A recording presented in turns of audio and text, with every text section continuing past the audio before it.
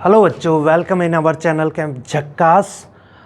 और जो आज का टॉपिक है basically class 12th chemistry chapter P block elements और इसके एमसीक्यू। इस सेशन में हम डिस्कस करेंगे एमसीक्यू, असर्शन रीजन और case based question. Case based जो एमसीक्यू हैं वो डिस्कस करेंगे।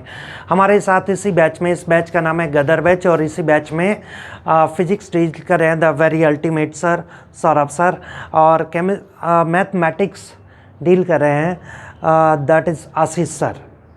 मैं राजकमल वर्मा, आर के वर्मा। ओके, तो चलिए टाइम वेस्ट ना करते हुए फटाफट क्वेश्चन उठाते हैं। सबसे पहले क्वेश्चन लिया गया, सेलेक्ट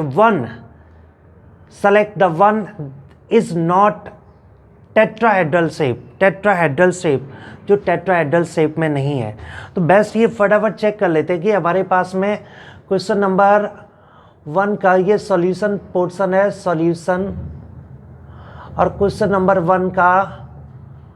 1 का सॉल्यूशन देखते हैं।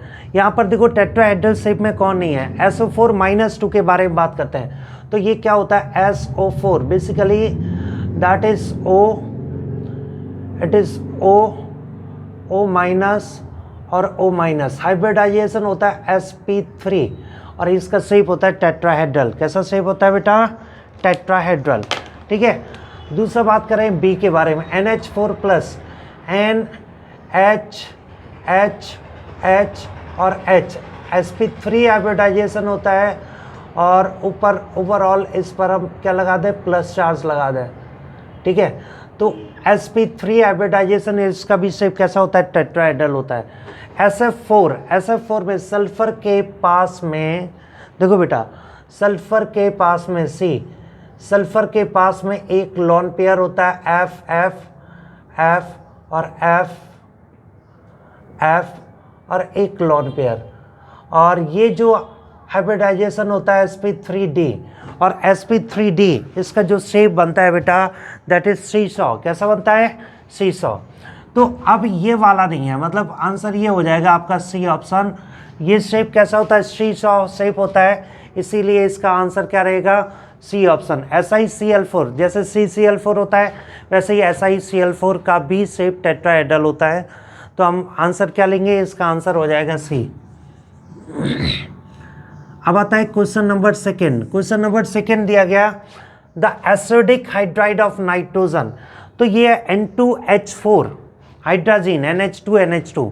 ठीक है, दूसरा दिया गया अमोनिया देखो एम्फोटेरिक इन नेचर होता है, और N3H इसे बोलते हैं हाइड्रोजोइक एसिड। तो इसमें, और ये N2, ये बेसिकली दैट इज N2H2 दिया गया है, N2H2। तो दूसरा सी ऑप्शन इसका आंसर है, C option, it is N3H, इसे बोलते हैं हाइड्रोजोइक एसिड। इट गिव्स, जब एक्वस मीडियम में डालें तो N3- और H+ आयन प्रोवाइड करता है, इसे बोलते हैं हाइड्रोजोइक एसिड। क्या होगा, हाइड्रोजोइक एसिड। तीसरा, इसका भी आंसर क्या है, सी ऑप्शन है। तीसरा दिया गया, correct order of electron affinity. तो बेटा देखो इलेक्ट्रोनेगेटिविटी का ऑर्डर होता है F is greater than Cl is greater than Br is greater than I, लेकिन यहाँ पर इलेक्ट्रॉन एफिनिटी की बात आती है तो सबसे ज़्यादा पूरी पीरियोडिक टेबल में सबसे ज़्यादा इलेक्ट्रोनेगेटिविटी होती है, दैट इज़ फॉर क्लोरीन। किसकी होती है बेटा, क्लोरीन की। तो यहाँ से देखिएगा तो मतलब ये हुआ क्या कि क्लोरीन फ्लोरीन से भी ज़्यादा, ब्रोमीन आयोडीन से ज़्यादा होना चाहिए। इसका मतलब इसका आंसर बनेगा बी। क्या दिया गया है, FCl Br और I। तो Cl F से भी ज़्यादा और Cl Br I से भी ज़्यादा है, तो इसका आंसर बनेगा that is third option. Clear हो गया कि नहीं बेटा। फिर आता है क्वेश्चन नंबर 4। क्वेश्चन नंबर 4 में दिया गया है, the hybridisation of X in XeF4। तो बेटा XeF4 में देखो Xe और F और F और दो लॉन पेयर होते हैं, बेटा एक चीज़ देखो, नंबर ऑफ हाइब्रिडाइजेशन कैसे निकालेंगे, बहुत सिंपल तरीका, number of hybrid orbital equals to number of surrounding atom plus lone pair. Number of hybrid orbitals equals to number of surrounding atom plus lone pairs. तो अब यहाँ से देखिए सराउंडिंग एटम कितने 4, लोन पेयर कितने 2, हो गया 6 का मतलब हो गया sp3d2। तो आंसर इसका क्या होना चाहिए sp3d2, आंसर हो गया सी ऑप्शन। तो इसका आंसर है सी ऑप्शन। क्लियर हो गया बेटा कि नहीं। हाइब्रिडाइजेशन के बारे में बात करें, किसके बारे में बात करें, हाइब्रिडाइजेशन। ठीक है, देखो क्वेश्चन जब आप करें तो एक चीज़ याद रखें, क्वेश्चन में क्या पूछा गया है, करेक्ट ऑप्शन पूछा गया है या इनकरेक्ट। तो कई बार कन्फ्यूज़न ये होता है ना, करेक्ट पूछा जा रहा है या इनकरेक्ट। गलती में क्या देखा, अच्छा ऑप्शन चेक किया पहला सही है, क्वेश्चन में शुरुआत में देखा उसमें तो दिया गया था इनकरेक्ट ऑप्शन, बताओ। ठीक है, तो इनकरेक्ट ऑप्शन की बात करेंगे तो 3 सही होगा, 1 गलत होगा। तो आपको तो पहले ही सही मिल गया, सही वाले पे टिक कर दिया, बाद में चेक करें अरे बाप रे बाप ये क्या था, ये तो ऑप्शन तो पूछा गया था, दैट वाज इनकरेक्ट। ठीक है, अब क्वेश्चन नंबर 5 के बारे में बात करते हैं। देखो ये थोड़ा सा मेमोरी बेस्ड टाइप का क्वेश्चन है। HCl plus O2 convert into HCl2 plus 2H2O। यहाँ पर क्लोरीन का प्रिपरेशन कर रहे हैं और पूछा गया कौन सा प्रोसेस है, Deacon process, electrolysis, contact process, none of this. देखो बेटा जो कॉन्टैक्ट प्रोसेस H2SO4 बनाने के काम आता है, इलेक्ट्रोलिसिस में एक कंपाउंड डिकम्पोज होता है, यहाँ एक कंपाउंड डिकम्पोज नहीं हो रहा है, ये कॉम्बिनेशन रिएक्शन है। तो ये इस प्रोसेस का नाम है, मेमोरी बेस्ड क्वेश्चन है, डेक्कन प्रोसेस। मतलब इसका आंसर हो जाएगा दैट इज ए ऑप्शन। क्या होगा आंसर, ए ऑप्शन। क्लियर हो गया बेटा कि नहीं। तो ये क्वेश्चन कौन से, MCQ बेस। ठीक है, अब हम इसके बाद करेंगे असर्शन रीजन क्वेश्चन। कौन से करेंगे, असर्शन रीजन। देखो बच्चों अपना असर्शन रीजन बेस्ड क्वेश्चन हम करते हैं। इसमें क्या होता है कि अगर पहला ऑप्शन करेक्ट होता है और दूसरा ऑप्शन भी करेक्ट होता है और दूसरा पहले का करेक्ट एक्सप्लेनेशन आता है, तो इसका ऑप्शन होता है ए। अगर पहला दूसरा दोनों, मतलब अगर मैं कहूँ कि assertion reason both are correct but reason is not correct explanation of assertion, तो आंसर आता है बी। तीसरा आता है कि असर्शन करेक्ट है, रीजन रॉन्ग है, तो आंसर आता है सी। और चौथा ऑप्शन आता है कि इफ़ असर्शन रॉन्ग है, रीजन करेक्ट है, तो आंसर आता है डी। ठीक है, तो चलिए हम क्वेश्चन नंबर 6 देते हैं। Covalency of oxygen rarely exceed 2, मतलब 2 से ज़्यादा बहुत ही रेयर है। देखो 2 से ज़्यादा क्या होता है कि ये हाइड्रोजन बॉन्डिंग में 4 कोवैलेंसी तक शो करता है। जैसे वाटर हो गया, आइस हो गया, वाटर में टेट्राहेड्रल अरेंजमेंट और आइस में ओपन केज लाइक स्ट्रक्चर। तो 2 क्या होता है, हाइड्रोजन वैलेंसी के साथ कोवैलेंसी शो करता है। ठीक है, तो वैसे रियरली क्या होता है, 2 से ग्रेटर बहुत रेयर होता है। ऐसा क्यों होता है कि d orbitals are absent in the oxygen. बिल्कुल सही बताया कि डी ऑर्बिटल, जैसे सल्फर है ना, वेरिएबल कोवैलेंसी शो करता है क्योंकि वैकेंट डी ऑर्बिटल प्रेजेंट होते हैं। यहाँ पर डी ऑर्बिटल है ही नहीं, तो ये बिल्कुल परफेक्ट आंसर है। मतलब इसका आंसर क्या होना चाहिए, ए ऑप्शन, कि ए असर्शन भी सही है और रीजन इसका परफेक्ट एक्सप्लेनेशन है कि डी ऑर्बिटल एब्सेंट होने की वजह से ये वेरिएबल कोवैलेंसी शो नहीं कर पा रहा है। मतलब जो जनरली कोवैलेंसी होती है 2 होती है, 2 से एक्सीड आसानी से नहीं कर पाता है। क्लियर हो गया, तो इसका आंसर बनेगा दैट इज ए ऑप्शन। मतलब असर्शन इज करेक्ट और reason is correct explanation for assertion. और क्वेश्चन नंबर 6 के बाद 7th देखते हैं। 7th दिया गया assertion the stability of +3 oxidation state increases while +5 oxidation state decreases from top to bottom in group 15। देखो एक बात मैं बताऊं, और साथ में दिया गया it is due to inert pair effect in heavier members of P block elements. एक बात मैं बताऊं, पी ब्लॉक में जो टॉप टू बॉटम चलते हैं तो लास्ट वाले जो एलिमेंट हैं उनमें इनर्ट पेयर इफेक्ट लगता है।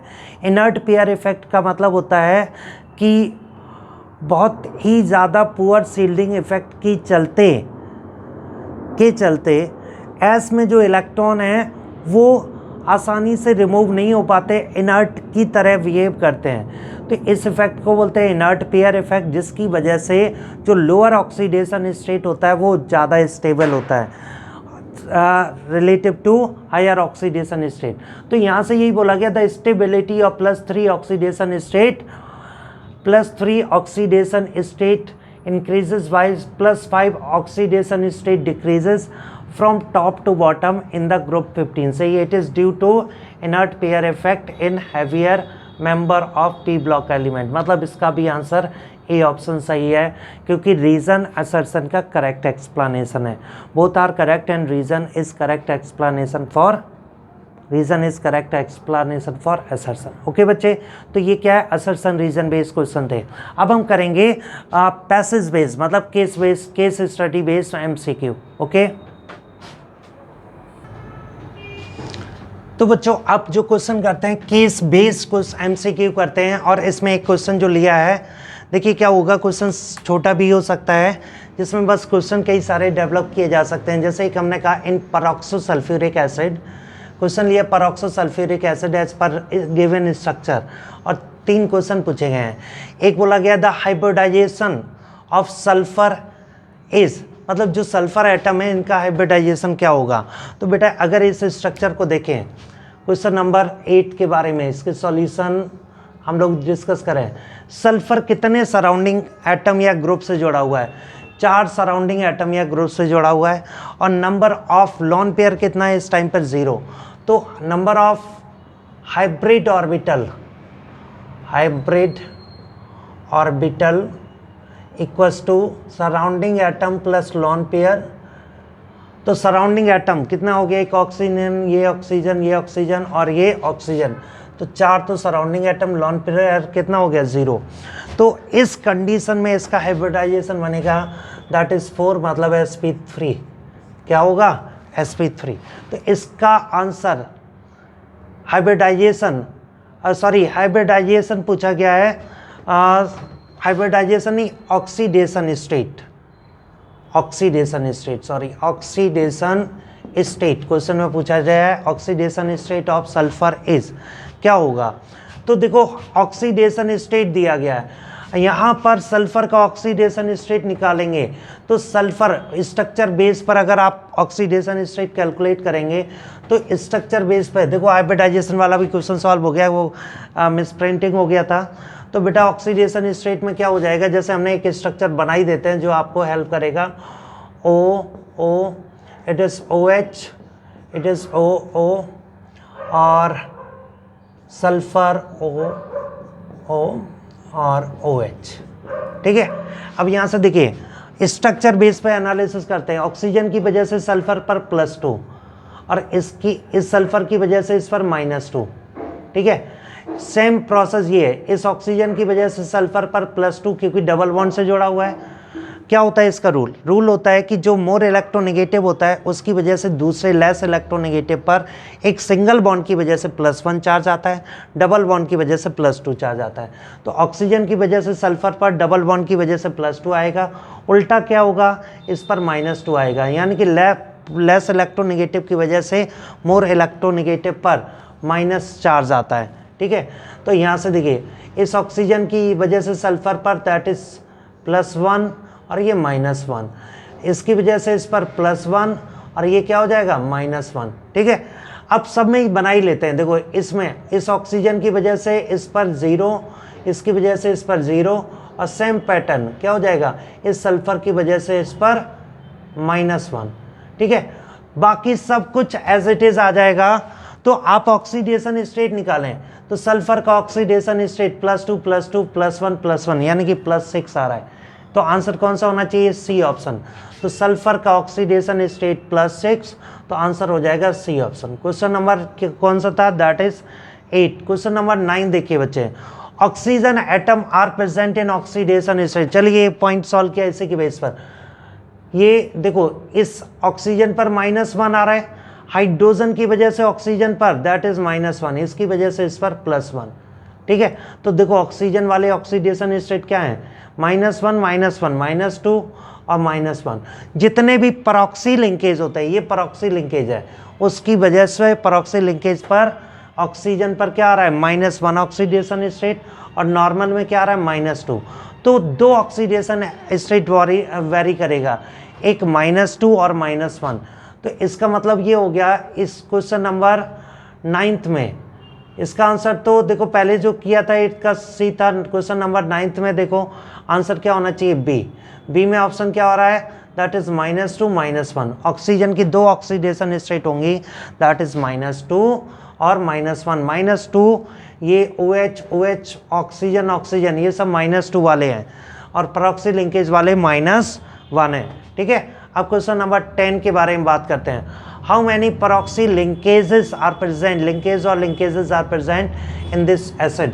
अरे भाई एक ही परऑक्सी लिंकेज है, ये दिया गया है, तो there is 1 peroxy linkage, answer हो जाएगा इसका डी ऑप्शन। ठीक है बच्चे, तो आप लोग क्वेश्चंस को बहुत ध्यान से देखिएगा, बहुत अच्छे क्वेश्चन है, इसी टाइप के क्वेश्चन पूछे जाएंगे। ओके बच्चे, अच्छे से पढ़ाई करिए, जम के मेहनत करिए, गुड लक, चक्कास।